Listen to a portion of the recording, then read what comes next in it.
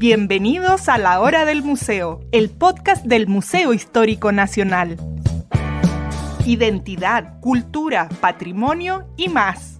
Soy Rocío Muñoz y te invito a un encuentro diario con la historia y sus protagonistas.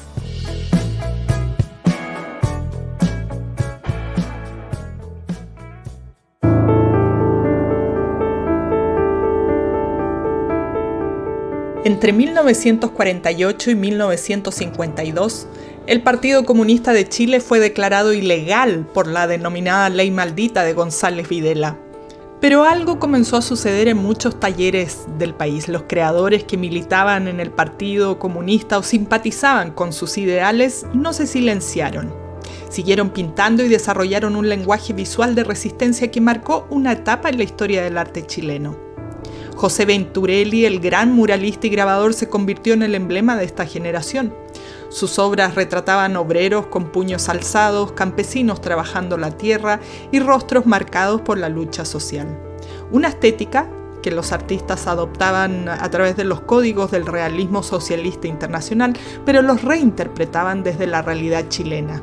Los pintores comunistas desarrollaron técnicas específicas como el uso de la silografía por su capacidad de reproducción masiva, la simplicidad del mensaje para facilitar la comprensión popular y símbolos reconocibles como, por ejemplo, el puño cerrado. Sus obras mostraban una humanidad digna frente a la opresión, trabajadores heroicos, madres sufrientes, jóvenes combativos. Hoy nos acompaña Josefina Levín, autora de La Trinchera Realista, máster en Historia del Arte por la Universidad de Barcelona y licenciada en Historia y Estética por la Universidad Católica de Chile. Josefina ha investigado las trayectorias de estos artistas y en este libro analiza cómo transformaron el grabado, la pintura mural y hasta el diseño gráfico durante uno de los periodos más represivos de la historia de Chile. Bienvenida, Josefina, a La Hora del Museo. Gracias por aceptar esta invitación a conversar en este espacio del Museo Histórico Nacional. No, gracias a ti, Rocío, por tenerme aquí. Tengo tu libro en mis manos, La Trinchera Realista. Desde ya les digo que lo vamos a estar sorteando a través de las redes sociales, Instagram, estamos como en la cuenta del Museo Histórico Nacional, también en Facebook y en X nos encuentran como La Hora del Museo. Así que para que desde ya estén ahí listos a participar.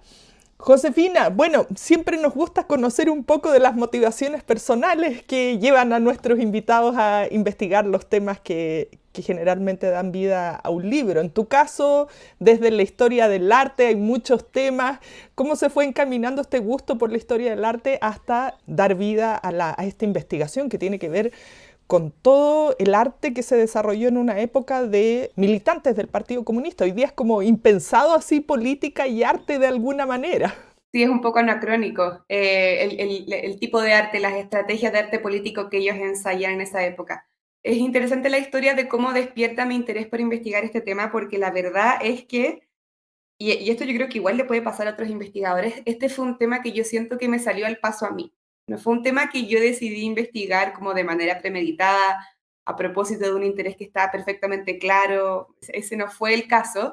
En realidad, yo me encontré, por así decirlo, con este tema mientras trabajaba en un proyecto Fondesit, ¿ya? Con un historiador que había sido profesor mío en el Instituto de Historia, yo soy historiadora de la Católica, que se llama Jorge Rojas, ¿ya? Él estaba investigando la historia del Partido Comunista en la época de la persecución anticomunista desatada por González Videla. Entre el 48, ¿verdad?, y el 52. Y nada que ver con historia del arte, por cierto. Él estaba investigando, haciendo una historia estrictamente política.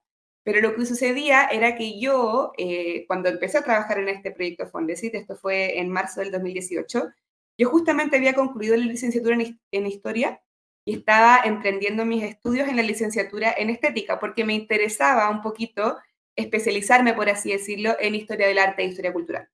Entonces lo que sucedió fue que mientras yo trabajaba para este profesor, y ese trabajo consistía básicamente en ir a buscar fuentes primarias a la Biblioteca Nacional y el Archivo, me empecé a encontrar con que en esos diarios que él me pedía que yo revisara, en esos documentos, aparecían por ahí noticias sobre las actividades culturales del PC y específicamente sobre las actividades de los artistas plásticos. Entonces, yo ahí un poquito dije, wow, esto de pronto vale la pena investigarlo, es algo que me puede interesar. Y también, y ya se lo reconoció el profesor Rojas, pero él fue muy generoso conmigo en el sentido de que me dijo, desde muy temprano en la investigación, que si yo pillaba por ahí un tema que a mí me interesaba, en el fondo, como en el marco de este gran tema que era la historia del PC entre el 48 y el 52, yo podía dedicar unas horitas de trabajo a hacer un trabajo de recopilación como para mí, para desarrollar ahí una subinvestigación aparte. Y eso hice. Y estuve, te diría, como durante todo el periodo que yo trabajé con él, entre el 2018 y el 2020, que fue cuando ya me fui a España a hacer mi magíster, estuve recopilando, haciendo ese trabajo como heurístico de acumular fuentes, sin leerlas todavía, acumulándolas y luego más tarde, cuando hice mi magíster, bueno, llegó la hora de decidir qué iba a investigar para mi tesis de máster. Obviamente ese tema ya estaba ahí, tenía hecho un trabajo grande, extenso de recopilación de fuentes, así que me metí a investigar eso. Toda una historia detrás de lo que de repente aparece en la oportunidad, el destino nos va guiando.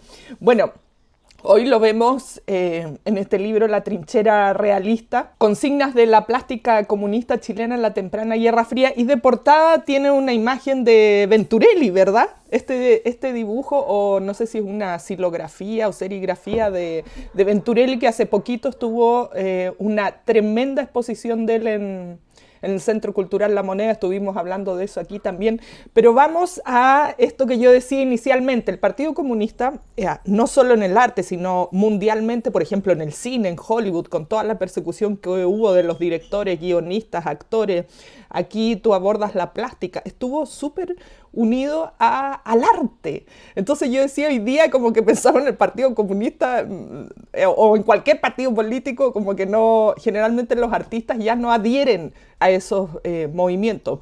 Entonces, cuéntanos un poco de eso, cómo parte esto, cómo iba esto de que, no sé si eras artista, generalmente entrabas al Partido Comunista, o el partido era en el fondo que propiciaba estos desarrollos. Yo creo que es una relación de ida y vuelta. Quiero volver un poquito a lo que decía ahí antes. Claro, acá hay algo bien singular, bien extraño quizá para nosotros en esta época, que es, no, yo no creo que el compromiso del arte con la política sea algo anacrónico, yo creo que eso es algo que por lo menos a nivel local seguimos viendo.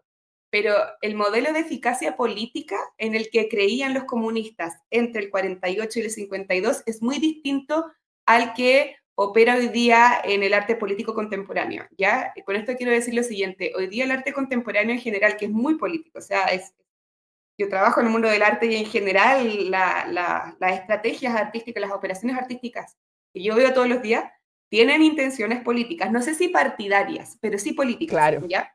Y entonces, pero hoy día esas estrategias operan de manera muy sutil, muy silenciosa, en el fondo se distancian bien intencionadamente de todo lo que es la propaganda, la consigna, lo panfletario, ¿ya? En cierto modo, el arte que producen los comunistas en la época que yo investigo es bien panfletario, es bien de consignas, es bien de propaganda, por así decirlo, ¿ya? Yo no lo digo en un sentido peyorativo, yo sé que hay gente que piensa que esto es algo malo. Yo creo que es una realidad y que vale la pena investigarla. Es un poquito eso lo que yo quiero hacer en esta investigación. Darle la vuelta a esa lectura que piensa inmediatamente que el arte político como representativo, literal, ilustrativo, es algo simple, es algo básico, es algo poco sofisticado. Yo en este libro como que quiero demostrar que hay cosas que se pueden poner valor dentro de ese espectro de prácticas artísticas. Entonces eso es como lo raro, lo extraño, lo que parece como de pronto medio como anticuado cuando uno se encuentra con este arte, pero también es lo interesante. Como historiadora, yo creo que justamente estas cosas que de pronto como que nos parecen anacrónicas son las que vale la pena investigar. ¿Cómo era la relación en el fondo, como si era el Partido Comunista el que llamaba a los artistas, si era al revés? Quizá ahí igual estoy especulando, porque no es algo que yo pude dilucidar a partir del análisis de fuentes primarias, pero mi impresión es que en el Partido Comunista había toda clase de militantes y habían militantes con distintos oficios. Resultaba que habían artistas y varios artistas. Y esos artistas, igual que el obrero, igual que el ingeniero, igual que cualquier persona con su oficio, tenía una misión que cumplir en la transformación del mundo. En el fondo, el Partido Comunista en esta época está pensando todavía que va a ser posible conducir una revolución que los lleve a la sociedad socialista. Eso también es algo muy anacrónico, eso es algo que ya no existe. Incluso yo creo como que para los comunistas ahora esa no es la aspiración, ¿verdad? Como conducir una regulación, y la gente que cree que eso es lo que creen los comunistas también está muy equivocada, o sea, después de la caída de la Unión Soviética la historia cambió mucho, pero en esta época sí, está en el horizonte la idea de que esto va a suceder y entonces cada persona con su oficio le corresponde contribuir a ello. Y el artista tiene que contribuir a eso con el pincel. Esa es un poquito en la Unión Soviética se hablaba de que el artista era el ingeniero del alma. En el Qué fondo como hermoso. que el igual que el ingeniero que va a contribuir con su conocimiento a la Ujú. construcción empírica del mundo nuevo, el artista lo va a hacer en un nivel espiritual. Esa era como la misión que se le encomendaba desde la ideología del Partido Comunista. Me encantan estos conceptos, ¿ah? Que hoy día, bueno, estamos en un mundo mucho más técnico, científico, no sé. Me hubiese encantado también, como que Sí, se cayó un poquito en la ilusión de que íbamos a cambiar, o de que íbamos, me refiero como a que el mundo iba a claro. cambiar, claro, eso está lejos. Yo soy de la tesis de que la historia es circular, así que veamos qué pasa más adelante. Tú investigas específicamente el periodo entre 1948 y 1952. Yo sé por qué, pero ¿por qué? Ya, bueno, es la época de la persecución anticomunista desatada por González Videla. Ya advertía antes que en el fondo todo esto nació en el marco de un proyecto FON, es decir, que ya tenía ese periodo bien delimitado. Así que un poquito como que ese periodo me cayó. Pero es súper interesante porque, claro, por un lado coincide con una época muy crítica para el Partido Comunista, ¿verdad? Que es la época del gobierno de González Videla. Para los que no se acuerdan, González Videla es el tercero de los presidentes radicales que gobiernan Chile entre la década de los 30 y la década de los 50. Primero Pedro Aguirre Cerda, después Ríos y después González Videla. González Videla, el Partido Radical en el fondo, para que se entienda, era un partido de centro que tendía por ahí a la izquierda a veces, a políticas en el fondo que querían garantizar la industrialización del país, que querían fortalecer a la clase media, que querían pensar en la educación pública, una serie, eso era como... Pero sus alianzas con la izquierda eran ahí esporádicas. Y González Videla era, dentro de los líderes del Partido Radical, era el que estaba más inclinado a la izquierda, en principio, ¿ya? Él sale electo a fines de 1946 con el apoyo del Partido Comunista, que fue súper importante, ¿ya? Y no solamente eso, González Videla cuando asume, que va a ser en marzo del 47, es el primer presidente de Chile que incorpora a comunistas en su gabinete, ¿ya? Él nombra a 3 ministros comunistas, que era algo súper, en el fondo, como fuerte, importante, era una declaración pública de que él estaba gobernando con los comunistas. Y lo insólito es que muy poquito después de asumir el gobierno, de hecho menos de un año después de asumir el gobierno, González Videla se distancia del Partido Comunista, remueve a los ministros comunistas que había designado y también a una serie de funcionarios estatales que eran del Partido Comunista que él también había designado, y poco después inicia una persecución muy agresiva contra el Partido Comunista que no tenía precedente en la historia de Chile, que después iba a encontrar su corolario en 1948 con la promulgación de la Ley de Defensa Permanente de la Democracia, que mucha gente la conoce como la ley maldita, ¿verdad? Que era la manera en la que la llamaban sus detractores, que lo que hizo esa ley fue proscribir al Partido Comunista, ilegalizó al Partido Comunista y eliminó de los registros electorales a todos sus militantes. O sea, que los comunistas no podían votar. Ese detalle como que nunca me había quedado tan claro, ¿ah? Yo sabía que, claro, lo proscribe, lo elimina, pero no que no podían votar. Exacto, sí, los elimina los registros electorales. Esa ley, en el fondo, estuvo vigente por 10 años, estuvo vigente hasta el 58, que es cuando concluye el gobierno de Ibáñez, que viene después de González Videla. Pero el periodo de aplicación más agresivo, el periodo de censura de los periódicos y medios del PC, el periodo de la relegación de los militantes del PC que los mandaron a Pisagua y a otros centros de relegación que son como son como prisiones, por así decirlo, como campos en los que se van acumulando, en el fondo, como militantes del PC. Todo eso sucede en la época de González Videla. A pesar de que la ley estuvo vigente por mucho tiempo más, la persecución más agresiva fue del 48 al 52 y en realidad del 48 al 50. Yo te diría que entre el 51 y el 52 las cosas se empiezan a relajar, pero no lo suficiente, porque, por ejemplo, o sea, para mí un dato súper esclarecedor es que hasta el 52, el diario El Siglo, que es el periódico oficial del Partido Comunista, no circula, está censurado. Y concluye el gobierno de González Videla y vuelve a circular El Siglo. Entonces, ese es el periodo que trabajo, y algo que yo descubrí en la medida que estaba investigando y que es bien interesante, es que ese periodo coincide, a ver, primero que nada, coincide con el inicio de la Guerra Fría. Y eso es lo que explica un poco por Eso, qué sucede algo tan loco como esto. eso te iba a preguntar si era parte de lo que estaba ocurriendo en el mundo. Yo decía, cuando partimos la conversación, también en esta época se los persiguen en Hollywood, por ejemplo, que ha habido tantas películas sobre ese tema. Exacto, sí. O sea, de hecho, cuando empezamos a investigar esto, la tesis o la premisa desde la cual partía Jorge Rojas cuando se metía a investigar esto, era ya, bueno, es una historia, es como la vuelta de chaqueta más grande de la historia de Chile, como un presidente que sale electo con el PC y que después termina ilegalizándolo. ¿Cómo eso llega a suceder? No hay que... Esto no se explica porque González Videla haya sido un loco, desequilibrado. Quizá, obviamente, hay factores de su personalidad, pero no es solamente eso. Tampoco es que el Partido Comunista haya sido incapaz de sostener alianzas con gobiernos de centro-izquierda. Tampoco ese es el caso.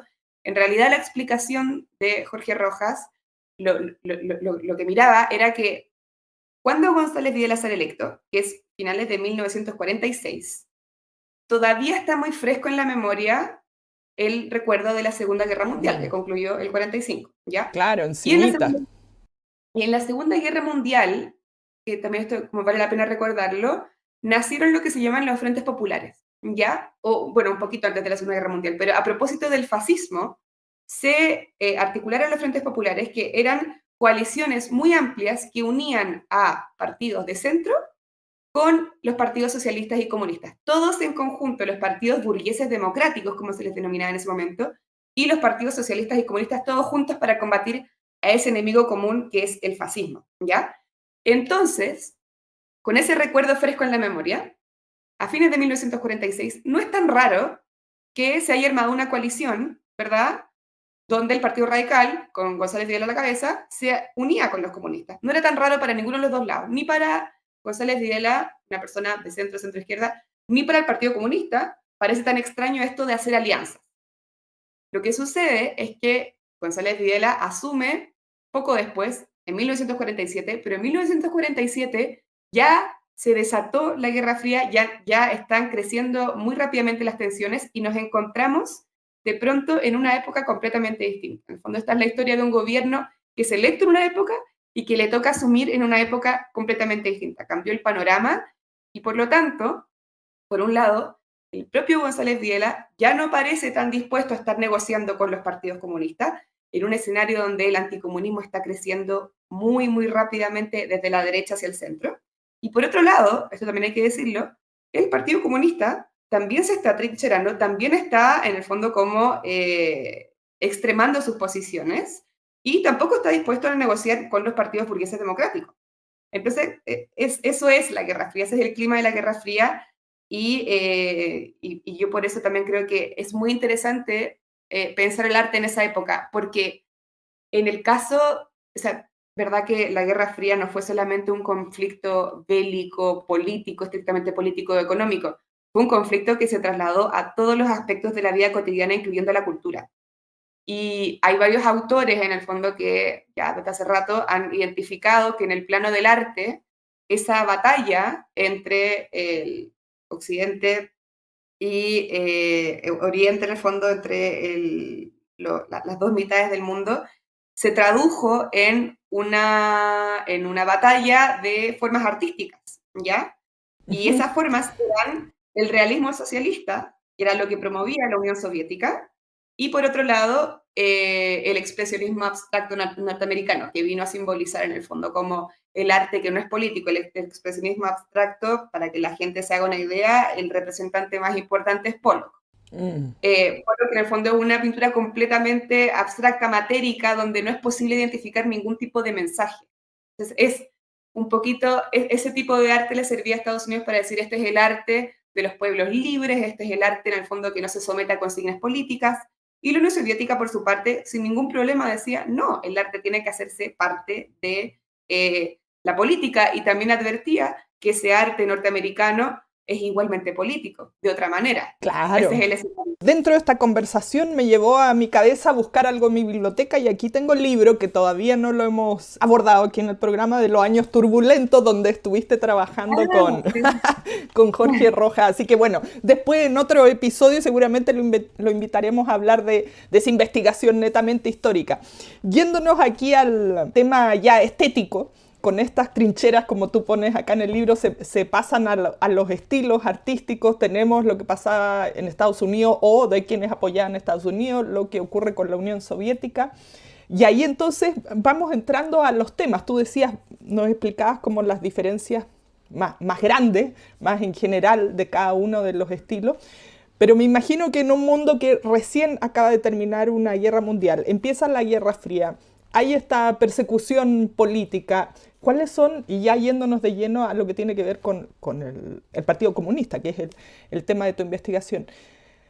¿Había como lineamientos que debían abordar los artistas dados por el partido o el mundo en realidad los hizo imaginar este mundo posible? ¿Cuáles eran estos temas que estaban ellos pintando, creando? Sí, bueno, esa es justamente la pregunta que yo me hago. ¿Habían lineamientos orgánicos del PC que se dirigían a los artistas o no? ¿Hay algo así como una política artística que se articula en el marco del Partido Comunista? Bueno, digo Partido Comunista, ojo que siempre estoy hablando del Partido Comunista de Chile. Mi investigación aborda la práctica del Partido Comunista de Chile. Obviamente hago conexiones con los otros partidos comunistas y el soviético también, pero yo ahora voy a hablar del Partido Comunista de Chile y esa experiencia. ¿Por qué me hice esa pregunta? Porque yo sabía, tenía noticia por otras investigaciones, específicamente de Argentina. En Argentina se ha investigado mucho la historia del Partido Comunista Argentino y de sus prácticas artísticas. Yo sabía que, por ejemplo, en Argentina, a partir de 1947, que es cuando la Unión Soviética, en el fondo, como te decía, en el marco de la Guerra Fría, se pone más dura en la aplicación de la doctrina del realismo socialista, en el marco de lo que se conoce como la doctrina sanovista, ¿ya? Andrei Sanov, que era el secretario general del Partido Comunista, él asume una política muy, en todos los aspectos, no solamente artístico, muy, ¿verdad?, atrincherada, muy como antagonizando, rechazando todo lo que tiene que ver con Occidente y con Estados Unidos. Y en el marco del arte, eso se traduce en el endurecimiento de las prescripciones del realismo socialista, ¿ya? Y eso no es solamente algo que afecta a la Unión Soviética, es algo que afecta a los partidos comunistas de todo el mundo, no solamente los del bloque oriental, sino también a los del bloque occidental, ¿ya? Y en Argentina, por ejemplo, lo que sucedió, según estos estudios que yo tuve la oportunidad de leer, que están citados todos ahí en el libro, es que el Partido Comunista Argentino se pone muy duro con la aplicación de la doctrina del realismo socialista. El realismo socialista occidental, porque siempre eso va a ser distinto de lo que ocurre en la Unión Soviética. Al punto de que el Partido Comunista Argentino termina expulsando a varios artistas que militaban en el PC y que estaban haciendo arte concreto y que eran súper importantes. Esta es la escena del arte concreto de invención en Argentina, que es importantísima en la historia del arte argentino. Y los expulsan del partido porque no se sometían en el fondo a las consignas del realismo socialista. Entonces mi pregunta, yo mirando un poquito estas experiencias, dije, claro, ¿qué pasó en Chile? ¿Pasó eso? ¿No pasó eso? ¿Pasó eso de manera más matizada? Yo no tengo noticia de ninguna expulsión de ningún militante del Partido Comunista Chileno a propósito de una desviación, ¿verdad?, de la doctrina del realismo socialista. Pero tampoco me encontré con artistas que estuvieran haciendo algo muy distinto de lo que pedía el realismo socialista, ¿verdad? Entonces ahí yo no sé en el fondo hasta qué punto los artistas estaban haciendo algo que sintonizaba con el realismo socialista, en el sentido de que todos hacen un arte ilustrativo, todos hacen un arte que presenta imágenes que uno puede identificar con relativa facilidad. Yo creo que se parte por ahí cuando uno habla de realismo socialista. Entonces, yo no tengo cómo saber en el fondo si lo hicieron exigidos por las esferas del Partido Comunista o si fue una cuestión más orgánica y que simplemente se dio. Mi impresión es que fue así, que fue algo orgánico, en el fondo. Es que estos artistas estaban trabajando este tipo de imágenes, muy influenciados por el muralismo mexicano, por cierto, particularmente por la figura de David Alfaro Siqueiros, que había visitado Chile aproximadamente 10 años antes, A propósito de eso, justo estaba viendo aquí una imagen que tú pones de Julio Escames, que es de la historia de la medicina y la farmacia en Chile, y me hizo pensar en justo Bueno, en hay Siqueiro y una en Diego Rivera también. tipo, es que en el fondo, a ver, y no hay que olvidar, Siqueiros también es comunista. Y es un comunista súper comprometido y que le importa en esta época también extender un poquito los lineamientos del realismo socialista. Pero siempre, y esto es lo que yo propongo un poquito en este libro y lo que me importa mucho decir, no es una reproducción del realismo socialista literal, en el fondo acrítica, es una reformulación local del realismo socialista, y ni siquiera del realismo socialista como estilo, es una reformulación local de ciertas consignas del realismo socialista. Y esto también hay que ponerse como en la cabeza de los comunistas de esta época. Para los comunistas, en la época que yo investigo, entienden que es imposible hacer en la sociedad capitalista un arte como el que se hace en la sociedad socialista. En el fondo, la estructura económica es tan determinante desde su punto de vista que es imposible que lo que se haga en Chile sea como la Unión Soviética. Para hacer realismo socialista en estricto rigor, habría primero que convertirnos en una sociedad socialista. Entonces la pregunta ahí es, ¿qué hacemos por mientras? ¿Estamos condenados a hacer arte capitalista, arte reaccionario? ¿O es posible, incluso en las sociedades capitalistas, incluso en las sociedades que tienen la estructura del capitalismo, hacer un arte que sea revolucionario? Y la respuesta de los comunistas es sí, se puede.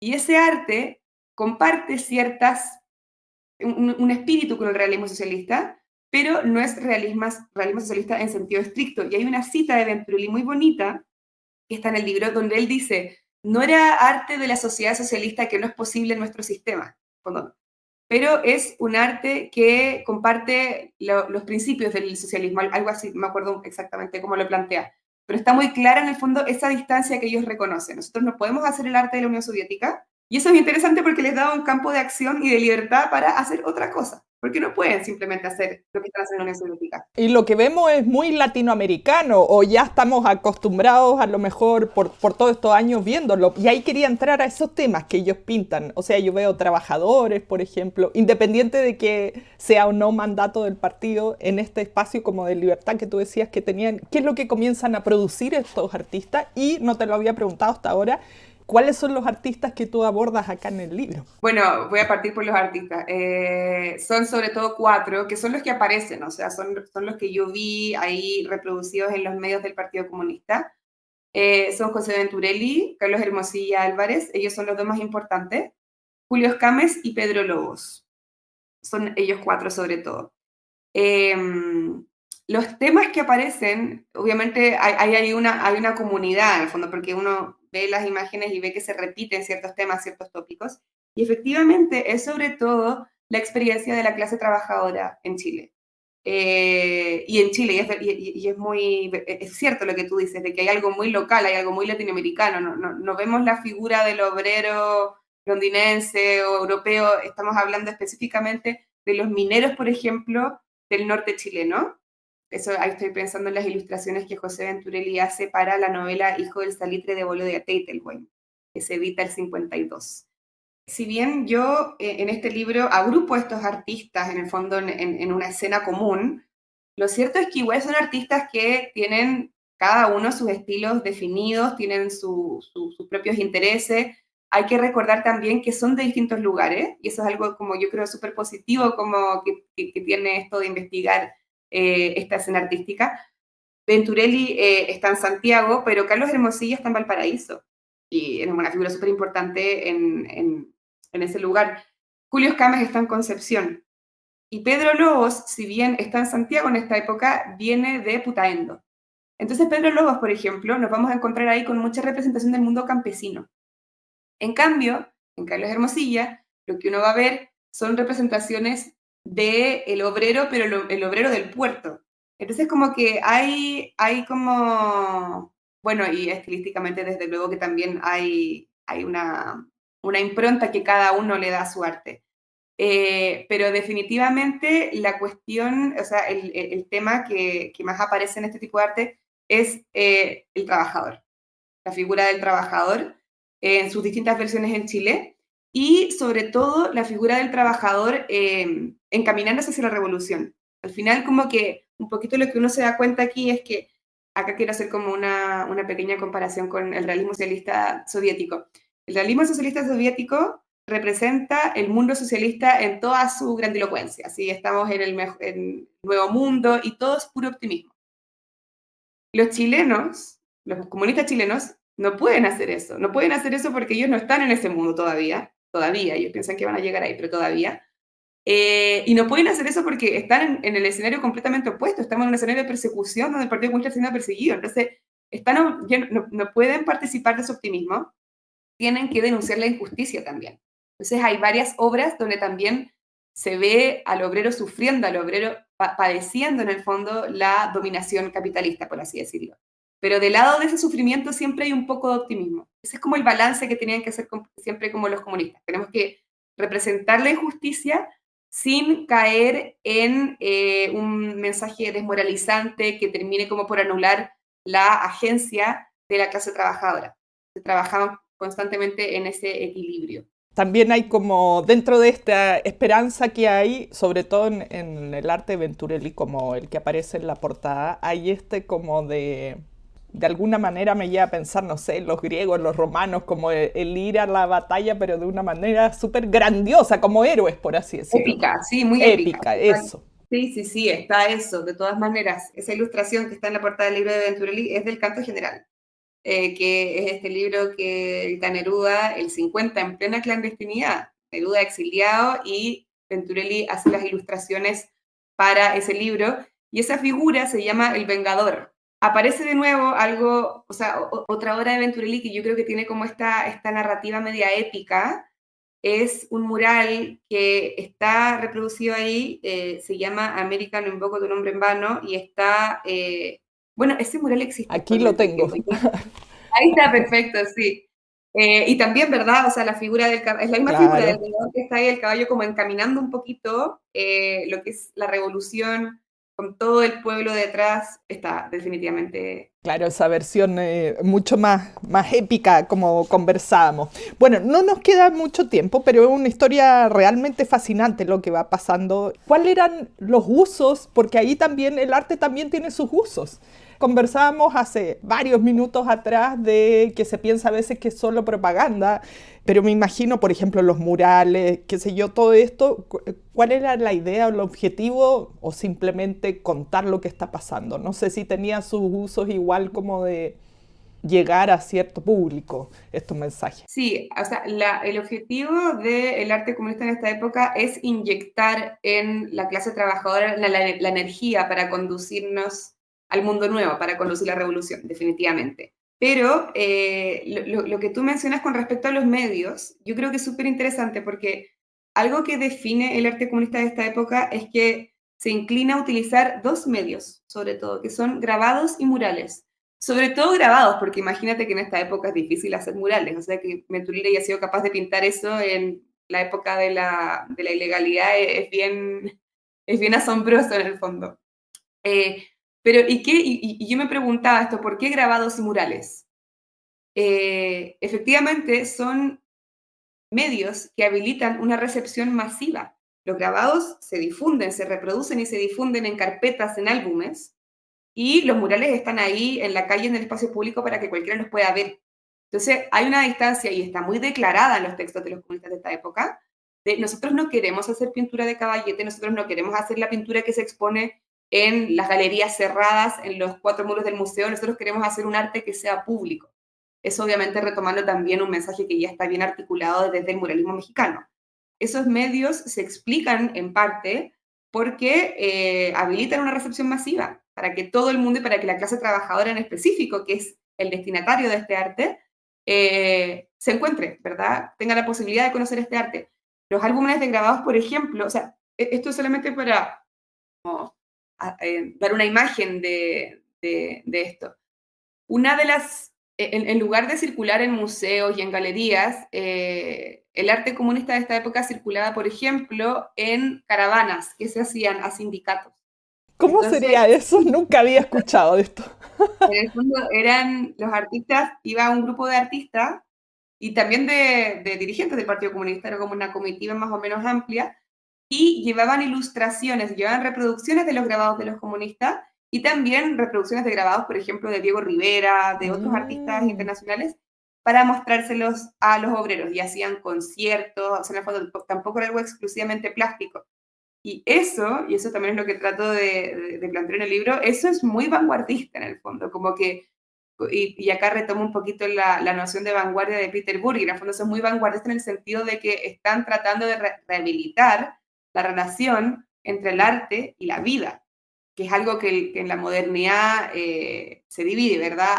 El arte es un espacio cerrado, el arte es una esfera aparte que está separada del acontecer, no tiene utilidad, no responde. Acá ellos tratan de hacer todo lo contrario. El álbum de grabados era perfecto para hacer ese tipo de iniciativas, como ese tipo de caravanas. ¿Y existen todavía por ahí álbumes de grabados? No sé dónde Sí, estarán resguardados. sí, yo encontré algunos, por ejemplo, el de la trágica noche del pueblo y su esperanza, de Pedro Lobos, que está al final del libro reproducido. Ese álbum lo encontré en la Biblioteca Nacional, está ahí, por ejemplo.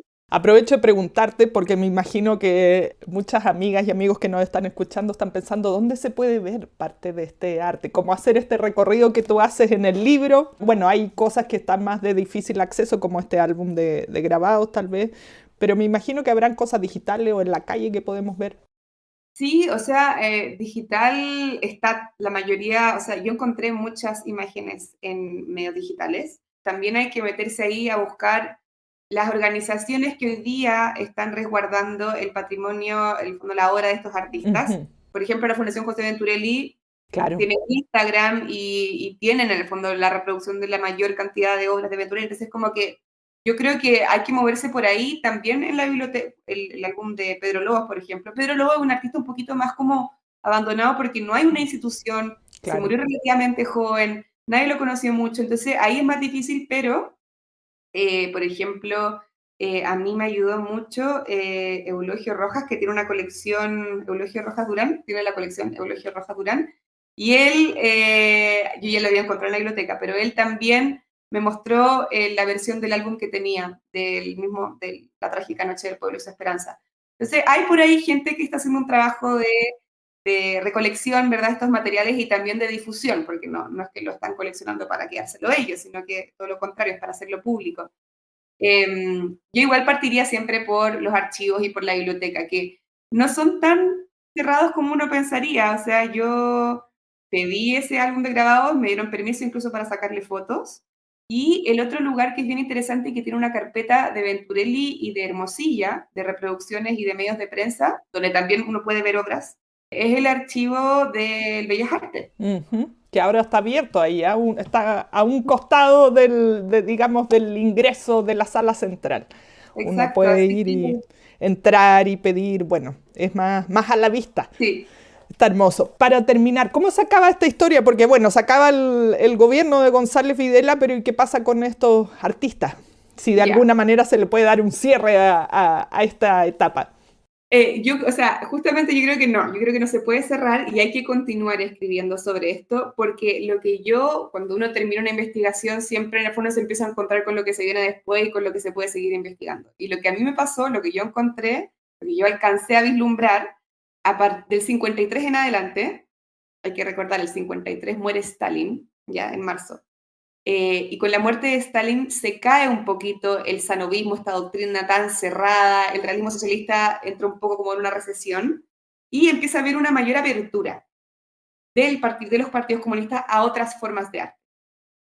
Y ahí lo que yo pienso es que eso explica en parte por qué en los 50 y sobre todo en los 60 el arte comunista ya no es este arte realista.